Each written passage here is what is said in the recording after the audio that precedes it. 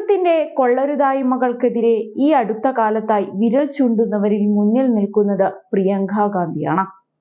കേന്ദ്രത്തിന്റെ ചെയ്തികൾക്കെതിരെ പ്രിയങ്ക ഓരോ ദിവസവും ശബ്ദമുയർത്താറുണ്ട്.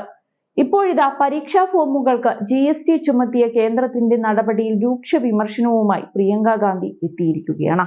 കുട്ടികളെ പഠിപ്പിക്കുന്നതിനായും അവരെ പരീക്ഷകളിൽ തയ്യാറെടുപ്പിക്കുന്നതിനായും പലതും ത്യജിച്ച് രക്ഷിതാക്കൾ സ്വരുക്കൂട്ടുന്ന തുക കേന്ദ്രം വരുമാന മാർഗമാക്കി മാറ്റുകയാണ്.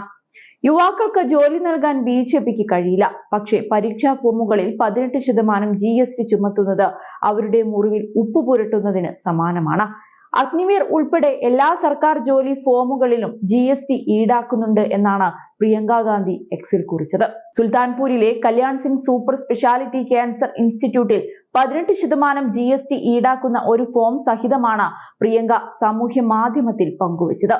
ഫോമിൽ ജനറൽ OBC വിദ്യാർത്ഥികൾക്ക് 180 രൂപ GST ഉൾപ്പെടെ 1180 രൂപയാണ് ഫീസ്.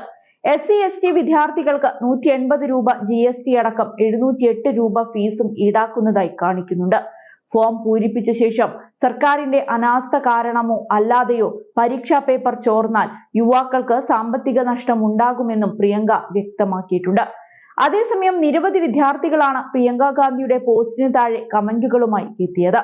പോസ്റ്റിന് താഴെ ധനകാര്യമന്ത്രി നിർമ്മലാ സീതാരാമനും വിമർശനമുണ്ട്. അതേസമയം ദിവസങ്ങൾക്ക് മുൻപ് ബംഗ്ലാദേശിലെ ഹിന്ദു ക്രിസ്ത്യൻ ന്യൂനപക്ഷങ്ങൾക്കെതിരെ നടക്കുന്ന അതിക്രമങ്ങൾക്കെതിരെ കേന്ദ്ര സർക്കാർ ശബ്ദം ഉയർത്തണമെന്നാവശ്യപ്പെട്ട് പ്രിയങ്ക ഗാന്ധി എത്തിയിരുന്നു. ഇപ്പോഴും ബംഗ്ലാദേശിൽ പ്രശ്നങ്ങൾ നടക്കുകയാണ്. പാവപ്പെട്ട ജനങ്ങൾ കൂട്ടക്കൊല ചെയ്യപ്പെടുകയാണ്. എന്നാൽ പ്രധാനമന്ത്രിയും BJP സർക്കാരും മൗനം പാലിക്കുകയാണ്. അത് പാടില്ല. ഈ വിഷയത്തിൽ നമ്മൾ നിലപാടെടുക്കണമെന്ന് പ്രിയങ്ക പറഞ്ഞിരുന്നു. ബംഗ്ലാദേശ് വിജയ് ദിവസ് ആഘോഷിക്കാത്തതിലുള്ള പ്രതിഷേധവും കോൺഗ്രസ് രേഖപ്പെടുത്തി. ലോകത്തുള്ള എല്ലാ രാജ്യങ്ങളും ബംഗ്ലാദേശിന് നേരെ കണ്ണടച്ചപ്പോൾ ഇന്ദിരാഗാന്ധിയുടെ നിശ്ചയദാർഢ്യം കൊണ്ട് മാത്രമാണ് ഇന്ത്യക്ക് അത്തരമൊരു യുദ്ധത്തിനിറങ്ങാനും വിജയം കൈവരിക്കാനും കഴിഞ്ഞതെന്നാണ് പ്രിയങ്ക അന്ന് പറഞ്ഞത്. ഇന്ത്യൻ സൈന്യത്തിന് മുൻപിൽ പാകിസ്ഥാൻ സൈന്യം കീഴടങ്ങുന്ന ഒരു ചിത്രം കരസേനയുടെ ആസ്ഥാനത്ത് നിന്ന് മാറ്റിയിട്ടുണ്ട്.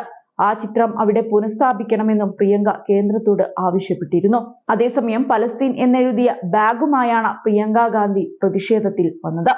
പലസ്തീനുള്ള ഐക്യദാർഢ്യത്തിന്റെ സന്ദേശമായാണ് പലസ്തീൻ ബാഗുമായി അവർ എത്തിയിരുന്നത്. പ്രിയങ്ക പലസ്തീനെ പിന്തുണച്ച ബാഗുമായി എത്തിയ രീതിക്കെതിരെ പ്രിയങ്കയ്ക്കെതിരെ രൂക്ഷ വിമർശനമാണ് BJP അന്ന് ഉയർത്തിയത്.